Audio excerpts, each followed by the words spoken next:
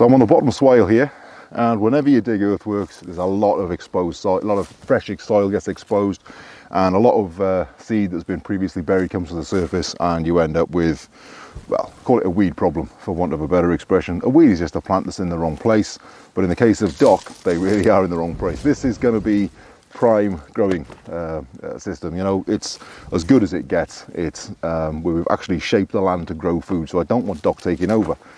Now you can get all sorts of really cool bits and bobs to, you know, dig dock out. I've seen all sorts of designs online, but they're expensive, and I don't like the idea of having a single tool for a single job, because you end up with a shed full of their tools that you use occasionally, and it's just not efficient.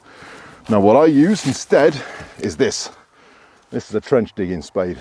It's completely steel, other than this little wooden bit at the top, and that would be easy to replace. The whole thing is made of steel. Now this one's made by Spear & Jackson. I do not endorse buying anything from Spear & Jackson.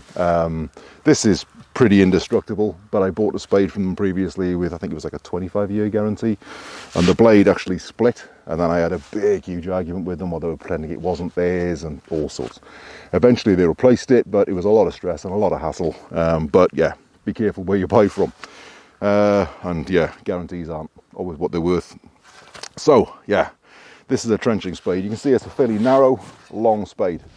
So dock, of course, has got a massive tap root, and as it goes down, it spreads out feeder roots to the side. If a significant chunk of that stays in the ground, it's going to come back next year. But this is excellent because you can get right down alongside it, and you can lever it out of the ground, which is how most of the special tools that you buy work. But as I say, I don't want to buy a specialist tool for it, so I'll show you how well this works. So this dock, you can tell it's been around a couple of years. This is, you know, by the time you get multiple shoots, it's typically 2-3 years old at least. You can see there's still really strong fresh growth from the base, and you still got the above ground growth, but at the base it's got like an overwintering rosette of leaves that are still there. So they tend to spread sideways and really expand. So what I'm going to do is I'm about, I don't know, 6 inches away from it. I'm going to go straight down. Now you don't want to go in at an angle because you'll just cut that root, and if you do that, then it's just going to grow back. Now if that happens, it's really not the end of the world, because you've taken most of the root out, so it's going to be weaker.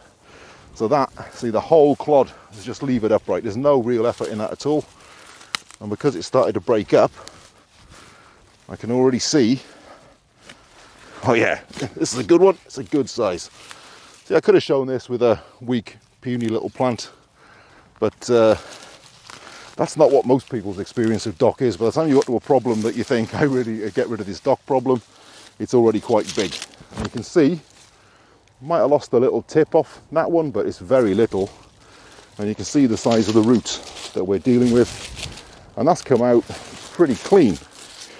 So I'll check the hole, make sure that there's no side shoots that I've missed. But in this case, and honestly, this is the first time we filmed this,